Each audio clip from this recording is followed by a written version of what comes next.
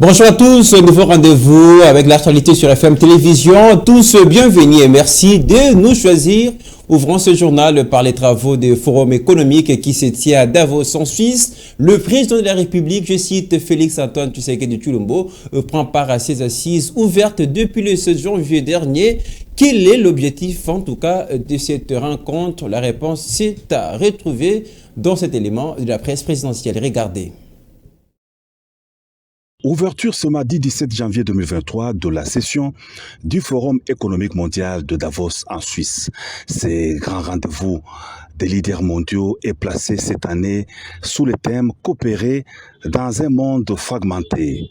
Présent aux côtés du président de la Confédération suisse, Alain Berset, de la première dame de l'Ukraine, Olena Zelenska, de l'UI, le vice-premier ministre chinois, et de Ursula von der Leyen, la présidente de la Commission européenne, le président de la République Félix-Antoine Tshisekedi Tshilombo est venu porter haut et fort la voix de la RDC et celle de l'Afrique dans les cénacles des décideurs mondiaux. L'objectif du voyage étant double, à savoir montrer que la RDC est désormais une voix entendue dans les lieux de pouvoir du monde et faire passer encore et toujours le message de la réalité de la crise sécuritaire dans l'Est de la RDC où le pays subit une guerre injuste imposée aux populations congolaises par le Rwanda. Le président de la République est venu aussi présenter les atouts du pays aux investisseurs, représentants des grands groupes mondiaux, mineurs, banquiers et autres présents au forum de Davos pour leur dire que la RDC est de retour, qu'elle est ouverte aux affaires à une seule condition, que les partenariats doivent être mutuellement profitables, gagnant-gagnant. Une journée pas de tout repos pour le chef de l'État Félix-Antoine Tshisekedi Tshilombo qui a aussi participé à un panel sur les infrastructures pour une économie des énergies propres, une occasion de mettre en exergue les potentiels hydroélectriques de la RDC avec Inga et la création d'une industrie de production de batteries électriques en Afrique afin de capter en RDC des réels dividendes de la position mondiale du pays, celle de premier exportateur de cobalt. Toujours dans les mêmes chapitres, l'insécurité dans la région des Grands Lacs s'appelle le Rwanda. C'est le coup de gueule de Félix Tshisekedi. Et face à une question d'une Rwandaise à un forum économique à Davos en Suisse, j'en parlais tout à l'heure, le président de la République a à nouveau condamné l'agression rwandaise dans l'est de son pays sous couvert du M23. On va l'écouter tout de suite dans cet extrait choisi par Patrick Ngouo. Malgré les pressions internationales, ce groupe maintient sa position, fait semblant de se mouvoir, mais en fait, il se redéploie d'une certaine manière et reste dans ces localités.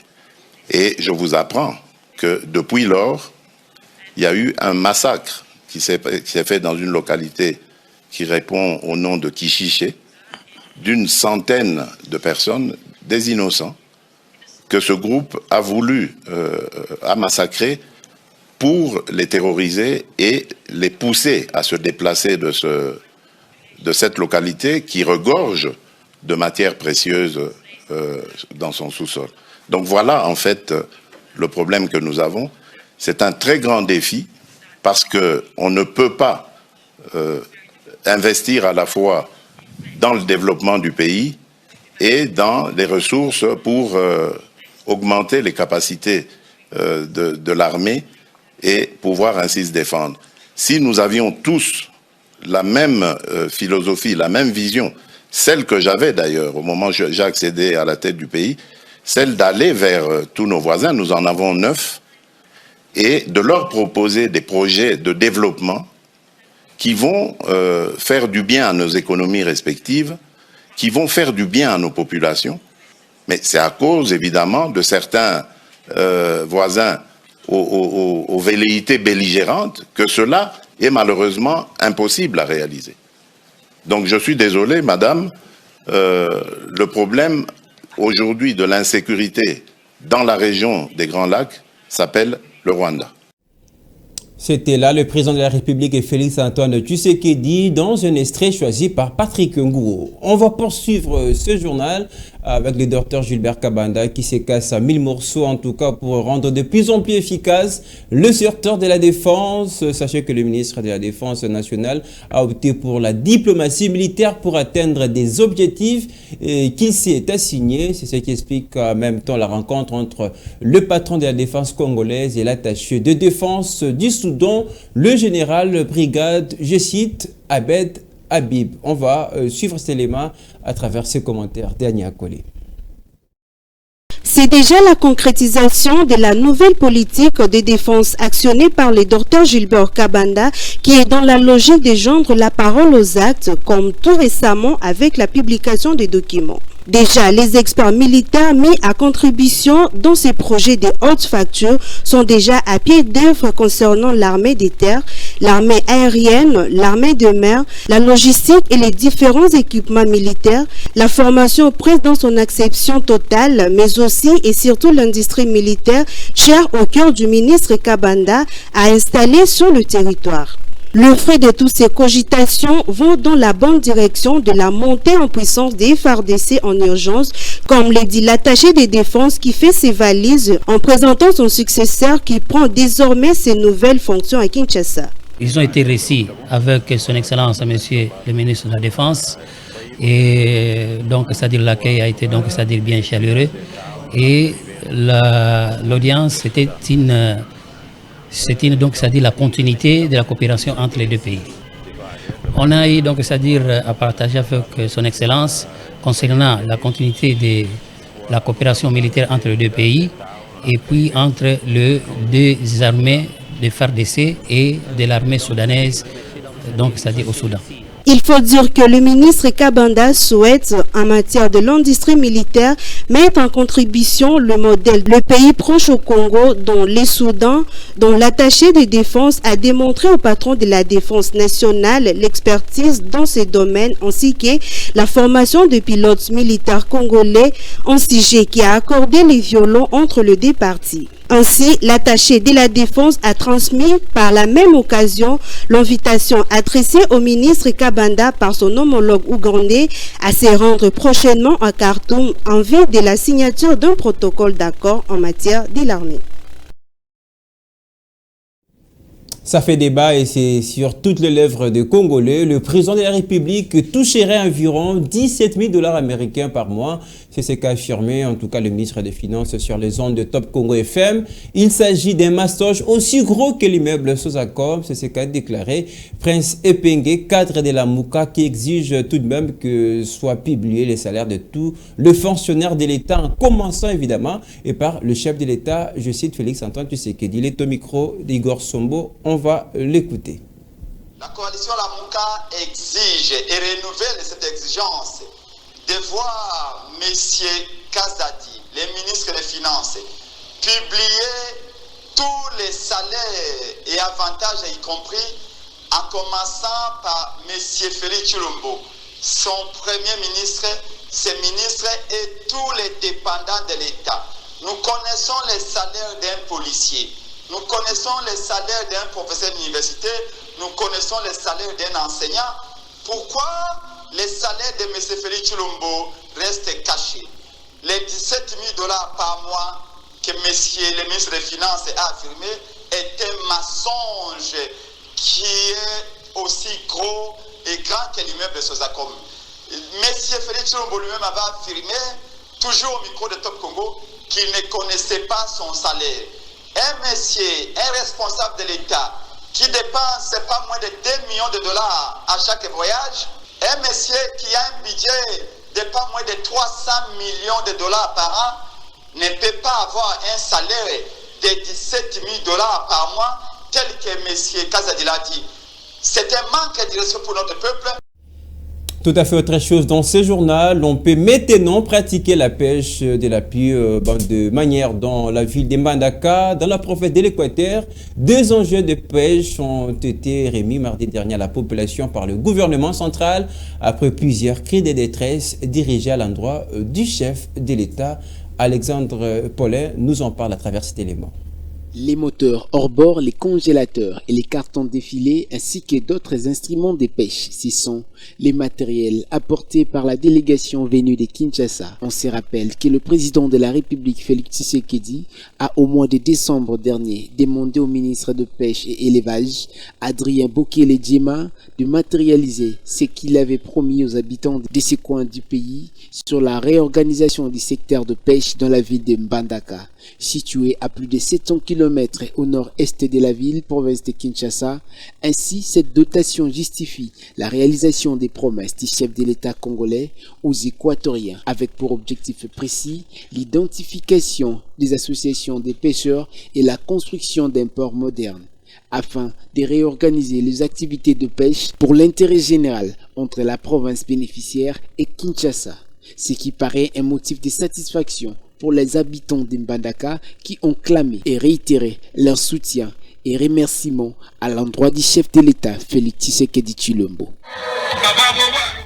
Du sport à présent, avant de terminer ce journal, le CHAN Algérie 2023, on en parle toujours. Deuxième journée, deuxième match nul pour les Léopards de la RDC qui affrontaient hier soir les Léopards de la Côte d'Ivoire, les éléphants de la Côte d'Ivoire, 0 but partout sur le score final au bout des matchs alléchants où la RDC a manqué de se créer les occasions et la Côte d'Ivoire de son côté a pêché sur la finition. Reportage. Les deux équipes ont eu du mal à trouver les rythmes dans les premières minutes du match, ce qui s'est traduit par un match en demi-teinte. La première occasion de but n'est apparue qu'à la 20e minute pour la Côte d'Ivoire, après que Vignon ou Otoro aient réussi à se créer un espace, mais sa frappe est malheureusement sans précision. Le Congolais Jean-Marc Mundele aurait pu ouvrir le score pour la RDC à la 24e minute sur coup franc, mais sa frappe est captée par le gardien ivoirien. Et l'occasion à Nord se présentait pour les Ivoiriens en demi-heure de jeu lorsque le gardien Saïdi Badjo a raté un dégagement qui est tombé dans le chemin de Arturo et qui a manqué la cible de quelques centimètres de l'extérieur de la boîte. En seconde période, les deux équipes cherchent à prendre l'avantage. La RDC semble prendre le dessus grâce à son jeu de passes rapides. Les Ivoiriens se sont retrouvés sous pression vers la fin du match après que Mohamed Zougrana ait été exclu suite à un tacle dangereux sur Philippe Kinzumbi. L'entrée de jeu de Sankara Karomoko a failli jouer en faveur des Ivoiriens. Le jeune prodige a réussi à se défaire de son marquage et a lancé une frappe dangereuse qui a été repoussée par Badjo à la 87e minute de jeu. Le prochain match de la Côte d'Ivoire sera un match décisif contre l'Ouganda à Bagari, tandis que la RDC, à son tour, affrontera le Sénégal à Annaba pour un match considéré comme la petite finale.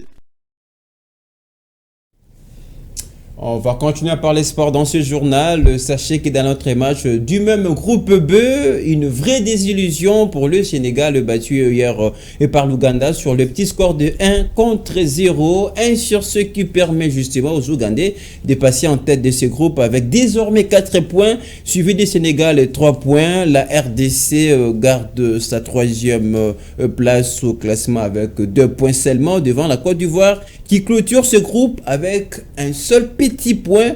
Rappelons que les Fauves congolais joueront ce dimanche 22 janvier les Lions de la Teranga en match de la 3e et dernière journée, considérée pour la plupart des Congolais une petite finale à faire face. Les Congolais sont donc condamnés à une victoire. On en reviendra certainement dans nos prochaines éditions. On continuera à évoquer l'avenir de ces Léopards de la République démocratique du Congo. C'est tout pour les titres. Place à présent à la revue des presses.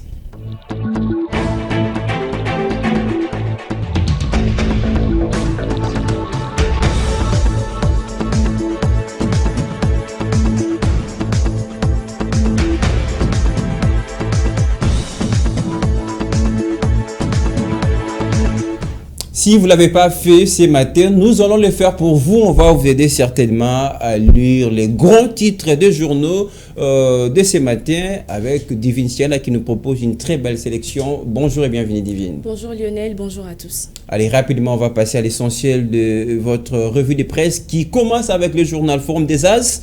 Depuis le Forum économique mondial de Davos en Suisse, j'en parlais évidemment dans mon journal. Fachi acquise l'insécurité dans le Grand Lac s'appelle évidemment le Rwanda. Évidemment, Lionel Ngolo, Félix Tshisekedi a de nouveau accusé le Rwanda d'être à la base de l'insécurité dans la région de Grand Lac.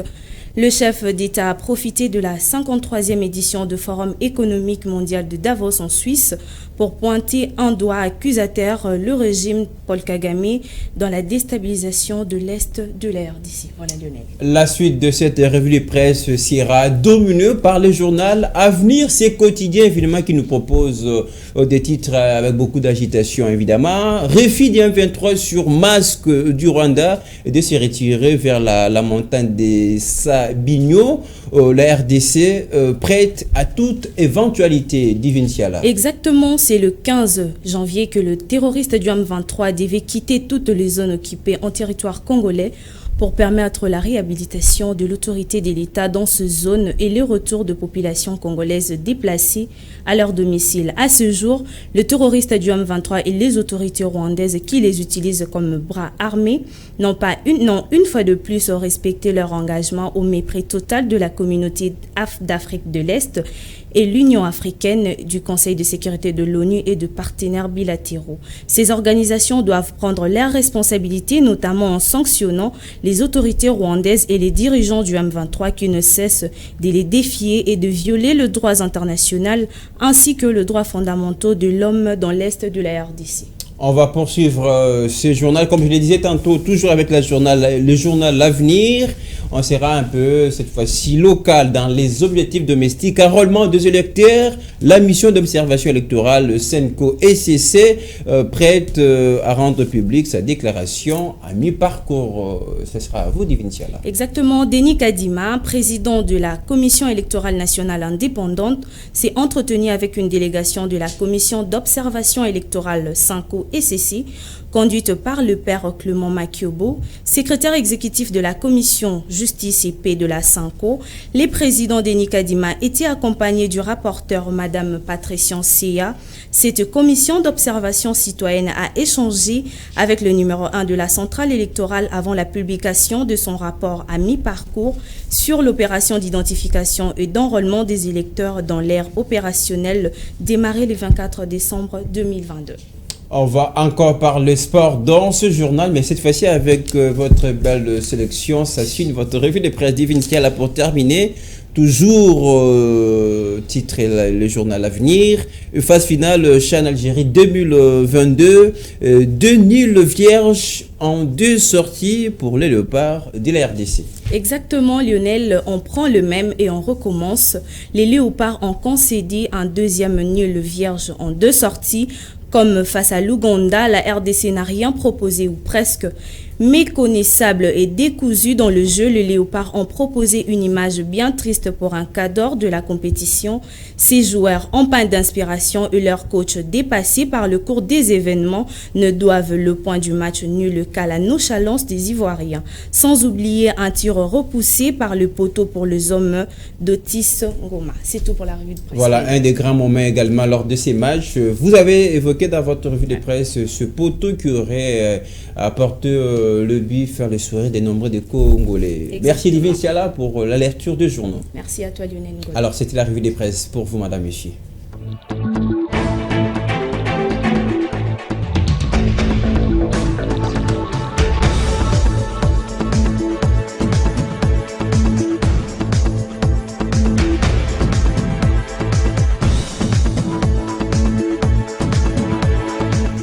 Et c'est la fin de ce journal. À tous, merci de l'avoir suivi. Restez nous fidèles sur notre chaîne YouTube. Tapez Fondation Valois Télévision.